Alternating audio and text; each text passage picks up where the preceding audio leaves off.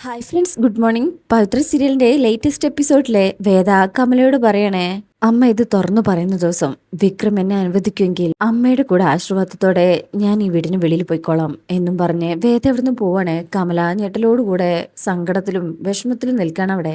കമല കരഞ്ഞുകൊണ്ട് അത്തേക്ക് പോകും. വിശ്വത്തിനും ശ്രീജയ്ക്കൊക്കെ നല്ല സന്തോഷമാണുള്ളത്. അങ്ങനെ വിശ്വം അച്ഛാ ഞാൻ വരട്ടെ എന്ന് പറഞ്ഞ് ജോലിക്ക് പോവാണേ. ശ്രീജ അകത്തേക്കും രാധ ഇങ്ങനെ വിഷമിച്ച് നിൽക്കുക. മാഷു പറയും, രാധേ മേളം കഴിഞ്ഞു, പങ്കാളികളെല്ലാം പിരിഞ്ഞു, കാഴ്ച കാണാൻ വന്നവർ ഇനിയും നോക്കി നിൽക്കണോ? രാധ കരഞ്ഞ് സങ്കടത്തോടെ പോകാൻ തുടങ്ങുമ്പോ മോളെ എന്ന് വിളിച്ച് മാഷ് അടുത്തേക്ക് വരും. പഠിക്കുന്ന കാലത്ത് കോളേജുകളിൽ ചൊല്ലിക്കേട്ടൊരു കവിതയുണ്ട്. അവൻ സ്നേഹിച്ചവൾ മറ്റാരെയോ സ്നേഹിച്ചു, അവനെ സ്നേഹിച്ചവരോ അവന്റെ സ്നേഹം കിട്ടാതെ മരിച്ചു. അവന്റെ സ്ഥാനത്ത് അവളെന്നായാലും അർത്ഥത്തിന് മാറ്റമൊന്നും ഉണ്ടാവില്ല. സ്നേഹത്തിന് അങ്ങനെ ഒരു കുഴപ്പമുണ്ട് കുട്ടി. നമ്മൾ ആഗ്രഹിക്കുന്ന രീതിയിൽ അതിന് തിരികെ തന്നിട്ടില്ലെങ്കിൽ സങ്കടവും അതൊന്നും ദുരിതവും മാത്രമേ നൽകൂ. എത്രയും പെട്ടെന്ന് ആ സങ്കട കടൽ താണ്ടി പോവാൻ നോക്കണം, അല്ലെങ്കിൽ നാശം മാത്രമേ സംഭവിക്കൂ. രാധയുടെ സങ്കടം ഇരട്ടിയാവും. കരഞ്ഞുകൊണ്ട് ആ വീടിന്റെ പടിയിറങ്ങാ. രാധ പോയി കഴിഞ്ഞാൽ മാഷ അടുത്തേക്ക് ചെല്ലണേ. കമല കരഞ്ഞ് റൂമിലിരിക്കായിരിക്കും. മാഷ അടുത്തേക്ക് വന്നിരിക്കുമ്പോ കമല ശ്വാസം പിടിച്ച് നിൽക്കുക. അങ്ങനെ മാഷ അടുത്ത് വന്നിരുന്നിട്ട് പറയും, ഇന്ന് പുറത്ത് ഞാൻ കണ്ടത് എനിക്കറിയാവുന്ന കമലയല്ല, ശരിയല്ലേ? വേദയോട് അങ്ങനെ ഒരു നിലപാടെടുക്കണമെങ്കിൽ രണ്ട് കാര്യങ്ങളാണ് സംഭവിച്ചിരിക്കുക. ഒന്നുകിൽ ആരെങ്കിലും നിന്നെ സ്വാധീനിച്ചിരിക്കും, ഒന്നെങ്കിൽ ഇവിടെ നിന്നാൽ അത് ആപത്താകുന്നു കരുതിയിട്ട് ഇത് ചെയ്തത് അവളുടെ വീട്ടുകാർ തന്നെയായിരിക്കും, മിക്കവാറും അവളുടെ മുത്തശ്ശി. അല്ലെങ്കിൽ നിന്റെ മകന്റെ ജീവിതം ഒരു പാഴ് ജീവിതമാണെന്ന് നീ മനസ്സിലാക്കിയിരിക്കും. അങ്ങനെയുള്ള ഒരാളുടെ കൂടെ ഒരു പെൺകുട്ടിയുടെ ജീവിതം നശിക്കുന്നത് നിനക്ക് താങ്ങാൻ പറ്റാത്തത് കൊണ്ടായിരിക്കാം നീ അങ്ങനെ ഒരു നിലപാടെടുത്തത്. പക്ഷേ ലോകം മുഴുവൻ തള്ളി പറഞ്ഞാലും മകനെ തള്ളിപ്പറയാത്തൊരു അമ്മയാണ് നീ എന്നതുകൊണ്ട് ആദ്യത്തിനായിരിക്കും സാധ്യത കൂടുതൽ. എല്ലാ വിരലുകളും ഒരാളുടെ നേരെ ചൂണ്ടപ്പെടുന്ന ആളിനും ശരിയുണ്ടാകുന്നുള്ള ഒരു പക്ഷക്കാരനാണ് ഞാൻ. ബേദയുടെ ആ ശരിയുടെ കൂടെ ഞാനുണ്ടാവും, അതിന് തെറ്റായാലും. അതും പറഞ്ഞ് മാഷ് അവിടുന്ന് എഴുന്നേറ്റ് പോവാ. മാഷിന്റെ മുന്നില് കരയാണ്ടിരുന്നെങ്കിലും മാഷ് എഴുന്നേറ്റ് പോയാല് അവിടെ ഇരുന്ന് സങ്കടത്തോടെ പൊട്ടിക്കരയാണ് കമൽ. അതിനുശേഷം പിന്നീട് കാണിക്കുന്നത് വിക്രവും വേദയും റൂമിലിരിക്കുകയാണ്. വിക്രം കസേരയിൽ ചാഞ്ഞിരുന്ന് കണ്ണടച്ച് കിടക്കുക. വേദ തൊട്ടടുത്ത് തന്നെ കട്ടിലിരിപ്പുണ്ട്. എന്നിട്ട് പറയും, നിങ്ങൾക്ക് ഇന്ന് കിട്ടിയത് നല്ലൊരു ചാൻസ് ആയിരുന്നു, അത് നിങ്ങൾ പാഴാക്കി കളഞ്ഞു. ഒരു നിമിഷം പോലും ഞാൻ ഭാര്യയായി കൂടെ വേണം നിങ്ങൾ ആഗ്രഹിച്ചിട്ടില്ല. എന്തേ പറഞ്ഞില്ല? ഈ വീട്ടിൽ നിന്ന് എന്നെ എന്നേക്കുമായി തുരത്താൻ കിട്ടിയ ഒരു ഗോൾഡൻ ചാൻസ് ആയിരുന്നില്ലേ? അത് ഉപയോഗിക്കാതിരുന്നത് വലിയ കഷ്ടമായില്ലേ? വിക്രം ഇങ്ങനെ വേദ ഇടയ്ക്കിടയ്ക്ക് നോക്കും. അപ്പൊ വേദ പറയും, എന്തായാലും വിക്രം എന്നും മിണ്ടാകുന്നത് എനിക്കിഷ്ടമായി. എതിർത്ത് പറയാത്തതിനർത്ഥം വിക്രം ഞാൻ പറയുന്നത് സമ്മതിക്കുന്നുണ്ട് എന്നല്ലേ? മറച്ചു വലുതും പറഞ്ഞിരുന്നെങ്കിലേ ഞാൻ ശരിക്കും ചമ്മിപ്പോയനെ. ഇനി ഇയാളുടെ ഉള്ളില് അങ്ങനെ വല്ല ഇഷ്ടവും എന്നോട് തുടങ്ങിയോ? വിക്രം വേദ ഇങ്ങനെ നോക്കും. ശേഷം ഒന്നും പറയാതെ റൂമിൽ നിന്ന് ഇറങ്ങി പോവാണ്. ഹേയ് വിക്രം, നിക്ക്, പറഞ്ഞിട്ട് പോന്നേ എന്ന് പറഞ്ഞ വേദ പിന്നാലെ ചെല്ലും. വിക്രം, ഞാൻ ചോദിച്ചതിന് ഉത്തരം പറ എന്ന് പറഞ്ഞ അടുത്തെത്തുമ്പോഴേക്കും വിക്രം ബൈക്കിൽ കയറി ഹെൽമെറ്റ് ഇടുക. ഏയ് പറ വിക്രം, പോവല്ലേ എന്ന് പറയുന്നുണ്ടെങ്കിലും വിക്രം അതൊന്നും മൈൻഡ് ചെയ്യാതെ മറുപടി കൊടുക്കാതെ ബൈക്കിൽ കയറി അവിടുന്ന് പോകും. വേദ ഇങ്ങനെ നോക്കി നിൽക്കണേ. ഇതൊക്കെ അവിടെ നന്ദിനി കാണുന്നുണ്ട്. എന്നിട്ട് വയ്ക്കും, എന്ത് ചോദ്യത്തിനാ അവന് ഉത്തരം പറയാതെ പോയത്? വേദ പറയും, ബാലരാമപുരത്തെ കോയമ്പത്തൂരെ മുല്ലപ്പൂ ഇട്ടു, വരുമ്പോ 4 മുഴം പൂ വാങ്ങിച്ചോണ്ട് വരാൻ പറഞ്ഞത്. കുറച്ച് തലയിലും വെക്കാം, ബാക്കി കട്ടിലും വിതറാം. നന്ദിനിക്കും എന്നിട്ട് എന്തു പറഞ്ഞു? മുടിയിൽ ചൂടാനുള്ളത് കൊണ്ടുവരാന്ന് പറഞ്ഞു, കട്ടിലിൽ വിതറാനുള്ളതിന്റെ കാര്യം പറഞ്ഞില്ല. വിക്രം ഒട്ടും റൊമാൻറ്റിക് അല്ലെന്നേ. നന്ദിനി ചൂലുണ്ട് കേട്ടോ കയ്യില്. അയ്യടാ, അവളുടെ ഒരു റൊമാൻറ്റിക്. അവൻ എന്നാ എടുത്ത് പുറത്തേക്ക് കളയുന്നത് നോക്കിക്കോ. ഇന്ന് ഇത്രയൊക്കെ ബഹളം ഉണ്ടായിട്ടും വിക്രം എനിക്കെതിരെ വല്ലതും പറഞ്ഞോ? ഇല്ലല്ലോ. സത്യത്തിലേ എന്നോട് വലിയ കാര്യാ, പുറത്ത് കാണിക്കാത്തതാണ്. നന്ദിനി അറിയാം, അയ്യ ഒന്നുമല്ല, നിന്നോടെ അവനൊരു താല്പര്യമില്ല. ഈ കാട്ടിൽ വെച്ച് നടന്നു എന്നൊക്കെ പറയുന്നതേ നിന്റെ ഭാവനയാണ്. ഈ മനോരോഗം കൊണ്ട് നീ സങ്കല്പിച്ചുണ്ടാക്കുന്ന അസംബന്ധം. വേദറിയും, അശ്വടാ അത് കണ്ടുപിടിച്ചല്ലേ, വലിയൊരു സംഭവം തന്നെ. ശരിക്കും ഞാൻ നന്ദിനിയടുത്തിയോട് വെറുതെ പറഞ്ഞതാ. നന്ദിനി പറയും, അതൊക്കെ എനിക്ക് അപ്പോഴേ മനസ്സിലായി. സിംഹവും സിംഹിയും കൊമ്പനും പിടിയും മീനും മുതലയും ആരെങ്കിലും അത്രയും വലിയൊരു പുളു കേട്ടാ വിശ്വസിക്കോടി? വേദറിയും, കുറച്ചു നേരത്തേക്കാണെങ്കിലും നന്ദിനിയടുത്ത് വിശ്വസിച്ചില്ല. അയ്യേ ഞാനൊന്നും വിശ്വസിച്ചില്ല. വേദറിയും, എന്നാ ശരിക്കുണ്ടായത് ഞാൻ പറയട്ടെ? നന്ദിനി പറയും, എനിക്ക് നിന്റെ ഇല്ലാത്ത ഒരു റൊമാൻസും കേൾക്കണ്ട. അയ്യോ റൊമാൻസ് അല്ല, ഇടിയാ, നല്ല പൊരിഞ്ഞടി. ഞങ്ങളെ കെട്ടിയിരുന്നതേ കാടിനടുത്തുള്ള ഒരു കെട്ടിടത്തിലായിരുന്നു. അവിടുന്ന് ഞങ്ങൾ ഓടി രക്ഷപ്പെട്ടെത്തിയത് ഒരു ശരിക്കും കാട്ടിൽ തന്നെ. അവിടെ വെച്ച് ഞാനും വിക്രവും വഴി പിരിഞ്ഞു പോയി. വിക്രം എവിടെയാന്ന് അന്വേഷിച്ച് ഞാൻ നടക്കുമ്പോ പെട്ടെന്ന് നന്ദിനി ഞങ്ങളുടെ പിന്നാലെ ഉണ്ടായിരുന്നു ഒരു ഗുണ്ട എന്റെ മുന്നില്. കൂട്ടും കാട്. ഞാനാണെങ്കിൽ തനി പേടിച്ചു വേർച്ചു പോയി ഞാൻ. നന്ദിനി, ഓഹോ, എന്നിട്ട് അയാൾ നിന്നെ ഒന്നും ചെയ്തില്ലേ? സത്യം പറ മോളെ, നിന്നെ അയാൾ എന്താ ചെയ്തേ? ആ ഗുണ്ടയുണ്ടല്ലോ എന്നെ പിടിക്കാനായി കൈ നീട്ടിയതും. നന്ദിനി, എന്ന് പറഞ്ഞ അടുത്തെല്ലുമ്പോഴേക്കും വേദ ഒറ്റ അടിയുണ്ട് വെച്ചെടുക്കും. ശരിക്കും കിട്ടി. എവിടുന്നോ വന്ന വിക്രം ആഞ്ഞടിച്ചു. ഡീ എന്ന് നന്ദിനി വിളിക്കുമ്പോ എന്ന് പറഞ്ഞു വന്ന ഗുണ്ടയെ ദാ എടുത്ത കൈ കൊണ്ട് വീണ്ടും അടിച്ചു എന്ന് പറഞ്ഞ നന്ദിനിയുടെ കവിളിലെ എടുത്ത കൈ കൊണ്ടും വേദ അടിക്കുകയാണ്. ശേഷം വാ പൊത്തിപ്പിടിച്ച് കൈ പിടിച്ച് വലിച്ച് പിറകിലേക്ക് ആക്കിയിട്ട് നന്ദിനിയോട് പറയും, കാട്ടിലെ ഗുണ്ടകളെ എന്നെ ഒന്നും ചെയ്തില്ലെന്നേ ഇപ്പൊ മനസ്സിലായല്ലോ. നന്ദിനി എന്ന് പറഞ്ഞിങ്ങനെ തലയാട്ടുമ്പോ വേദയ്ക്കും കൂടുതൽ അറിയണം. അപ്പൊ വേദ കൈയൊക്കെ വിട്ട് സ്റ്റഡിക്ക് അവിടെ നിർത്തും. എന്നിട്ട് നോക്കണേ നന്ദിനി ആകെ പേടിച്ച് നിക്കണേ.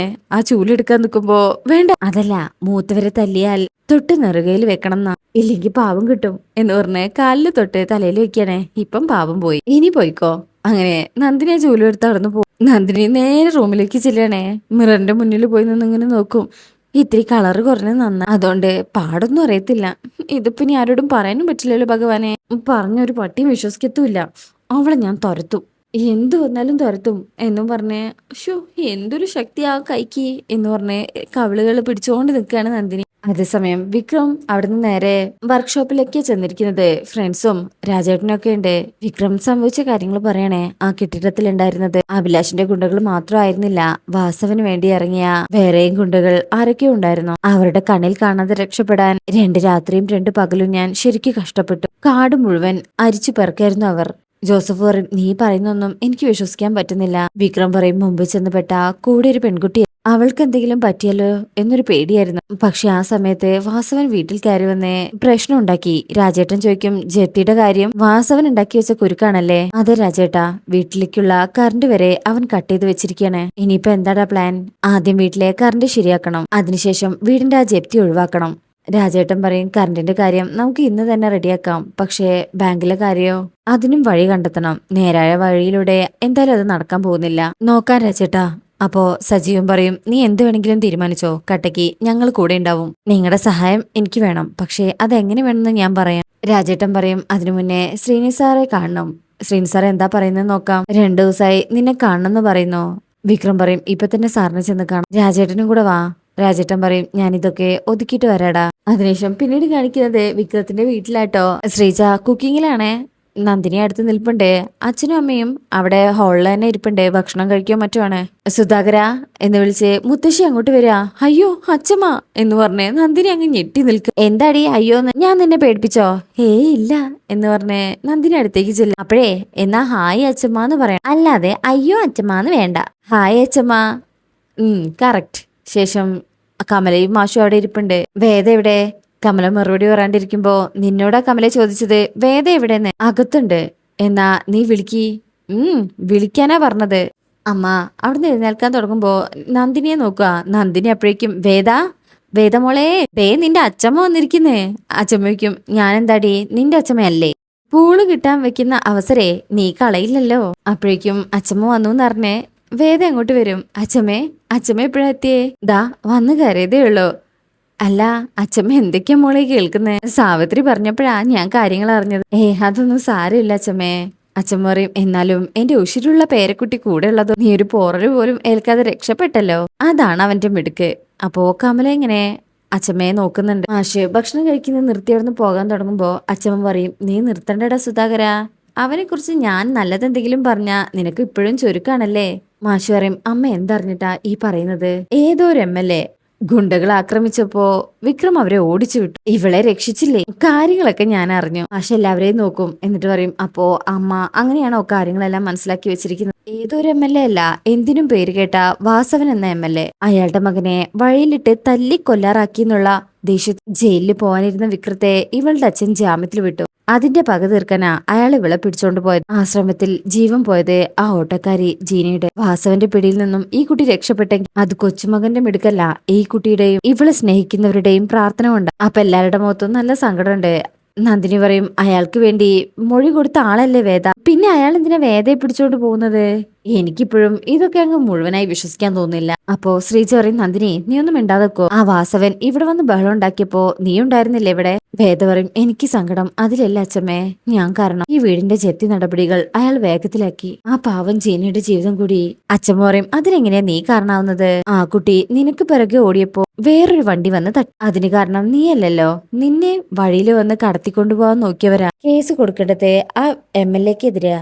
പിന്നെ വീടിന്റെ ജപ്തി അത് സുധാകരന്റെ മക്കൾ വരുത്തി വെച്ച കടവല്ല. അതിന് ഉത്തരവാദികൾ അവരാ, നീയല്ല. അയാൾക്കെതിരെ ഈ കാര്യങ്ങളെല്ലാം കാണിച്ചു പോലീസിനും കളക്ടർക്കും മുഖ്യമന്ത്രിക്കും ഒരു പരാതി കൊടുക്കാമായിരുന്നില്ലേ സുധാകരൻ? ഒന്നുമില്ലെങ്കിലും നീ രാഷ്ട്രപതിയുടെ മെഡൽ വാങ്ങിച്ച അധ്യാപകനല്ലേ? മാഷ് പറയും, എന്നിട്ട് ഏത് നിമിഷവും വീട്ടിൽ കയറി വരാവുന്ന ഗുണ്ടകളെ പേടിച്ച് കഴിയണോ അമ്മേ ഞാൻ? ഈ വയസ്സാം കാലത്ത് ഇവളെയും എന്റെ മക്കള് കെട്ടിക്കൊണ്ടുവന്ന ഈ കുട്ടികളെയും ഞാൻ എന്ത് ചെയ്യും? അപ്പൊ അച്ഛൻ പറയും, നീ പണ്ടേ ഒരു പേടിത്തൊണ്ടനാ സുധാകര, ധൈര്യം എന്നുള്ളത് നിന്നെ തൊട്ട് നേടിയിട്ടില്ല. കേൾക്കുമ്പോ നന്ദിനി ഇങ്ങനെ തലതാഴ്ത്തി ചിരിക്കുന്നുണ്ട്. അങ്ങനെ അച്ഛൻ പറയും, കമലേ, ഞാൻ പറഞ്ഞിട്ടും നീ വേദയെ വിളിക്കാത്തതിന്റെ കാരണം എനിക്ക് മനസ്സിലായി. നിന്റെ മകനെതിരെ വേദ സാക്ഷി പറയാൻ പോയതിനുള്ള വൈരാഗ്യം അല്ലേ? വേദ സത്യം മാത്രമേ പറഞ്ഞുള്ളൂ. ആ സത്യം പറഞ്ഞതുകൊണ്ടാണ് വിക്രമിനെ അനുകൂലിച്ച് കോടതിയിൽ വക്കീല് ഹാജരായതും അവൻ ജാമ്യത്തിൽ ഇറങ്ങിയതും. അവിടെ നടന്നതെല്ലാം ഞാൻ അറിഞ്ഞു. കോടതിയിൽ വെച്ച് വിക്രമിന് വേണ്ടി ഹാജരായ വക്കീല് എന്തൊക്കെ വാദങ്ങൾ നടത്തി. ഇവൾക്ക് വിഷമമുണ്ടായോ? അതെല്ലാം ഇവള് കേട്ടു നിന്നില്ലേ? വിക്രമിനെതിരെ സാക്ഷി പറയാൻ വേദ തയ്യാറായെങ്കിൽ അതിന് ഇവൾക്ക് ഇവളുടേതായ കാരണം ഉണ്ടാവും കമലേ.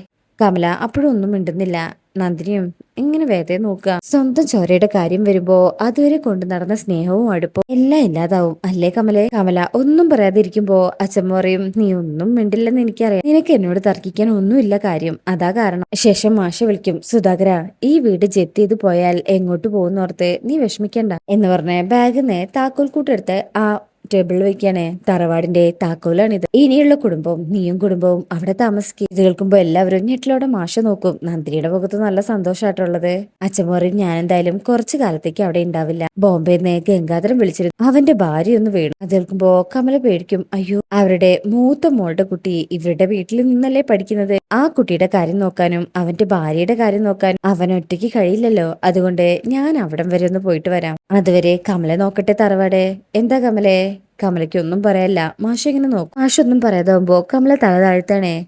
അച്ഛൻ പറയും, മിഴിച്ചു നോക്കിയിരിക്കാതെ നീങ്ങ വന്നേ, വാ കമലേ എന്ന് പറഞ്ഞ് വിളിച്ചോണ്ട് പോവാണേ. അങ്ങനെ പുറത്തേക്ക് ഉമ്മറത്തേക്കാണ് അവര് പോകുന്നത്. അപ്പൊ അച്ഛൻ പറയും, സുധാകരൻ നിന്നെ കൂട്ടി ഇറങ്ങി വരുമ്പോ നീ കൂടെ ഉണ്ടല്ലോ എന്നുള്ള ഉറപ്പായിരുന്നു എനിക്ക്. അതേ ഉറപ്പാണ് വിക്രമിന്റെ കാര്യത്തിലും എനിക്കുണ്ടായിരുന്നത്. ആർക്കു വേണ്ടിയും നീ അതിന് ശ്രമിക്കരുത് അമ്മേ. ഞാൻ എനിക്ക് വേണ്ടിയല്ല. അച്ഛൻ പറയും, എനിക്കറിയാം. പക്ഷേ അവരാരും വിചാരിക്കുന്നത് പോലെ വേദയ്ക്കൊന്നും സംഭവിക്കില്ല. കമല വിഷമിച്ചിട്ട് പറയും, എനിക്ക് ആ ഉറപ്പില്ല അമ്മേ. അമ്മ ഇപ്പൊ പറഞ്ഞില്ലേ മാഷിന്റെ കൂടെ പോരുമ്പോ ഞാൻ കൂടെ ഉണ്ടെന്നുള്ളൊരു വിശ്വാസം ഉണ്ടായിരുന്നു. അന്ന് എന്റെ ഉള്ളിൽ മാഷിനോടുള്ള വിശ്വാസം ഉണ്ടായിരുന്നു. അനാവശ്യമായ ഒരു കാര്യങ്ങളിലേക്കും സുധാകരൻ മാഷ് പോവില്ല എന്നുള്ളൊരു ഉറപ്പുണ്ടായിരുന്നു. എന്നാ എന്റെ മകന്റെ കാര്യത്തിൽ എനിക്കും ആ കുട്ടിക്കും അതില്ലമ്മേ. അവൻ നമ്മൾ വിചാരിക്കുന്നത് പോലെ നേരെ ആവില്ല. മാഷ് പറയുന്നത് പോലെ ആ ശ്രീകാര്യൻ ശ്രീനിവാസിന്റെ കയ്യിൽ നിന്ന് അവൻ രക്ഷപ്പെടില്ല. ആ കുട്ടിയുടെ കൂടെ ജീവൻ നശിപ്പിക്കാൻ നമ്മൾ കൂട്ടു നിൽക്കണോ അമ്മേ? ഞാൻ അതിന് തയ്യാറല്ല. അവളോട് ഞാനിപ്പോ മുഖം കറുപ്പിക്കുന്നുണ്ടെങ്കിലേ അത് സ്നേഹം കൊണ്ടാ അമ്മേ. അപ്പൊ അച്ഛമ്മ ഒന്നും പറയാതെ ചിരിച്ചുകൊണ്ട് കമലയെ അങ്ങ് കെട്ടിപ്പിടിക്കണേ. കമല ഇങ്ങനെ അച്ഛമ്മയുടെ തോളില് ചേർന്ന് കിടന്ന് ഇങ്ങനെ സങ്കടത്തിൽ കരയുന്നത് കാണിച്ച ഈ ഭാഗം കഴിയുന്നത്. അതിനുശേഷമുള്ള ഒരു പ്രൊമോ നെക്സ്റ്റ് വീക്കിലെ പ്രൊമോ കിട്ടില്ല കേട്ടോ. വിക്രം ആ MLA കാണാനായി MLAയുടെ വീട്ടിൽ ചെന്നിട്ടുണ്ട്. അങ്ങനെയൊക്കെയുള്ള നല്ല നല്ല എപ്പിസോഡുകൾ ഇനി വരാൻ പോവാണ്. അതിന്റെ എപ്പിസോഡ് റിവ്യൂ ആയിട്ട് ഉടൻ വരുന്നതാണ്. അപ്പൊ ഇന്നത്തെ റിവ്യൂ ഇഷ്ടപ്പെട്ടിട്ടുണ്ടെങ്കിൽ ചാനൽ എല്ലാവരും ഒന്ന് ലൈക്ക് ചെയ്യുക, സബ്സ്ക്രൈബ് ചെയ്യുക, നിങ്ങളുടെ അഭിപ്രായങ്ങൾ കമന്റ് ചെയ്യുക. താങ്ക്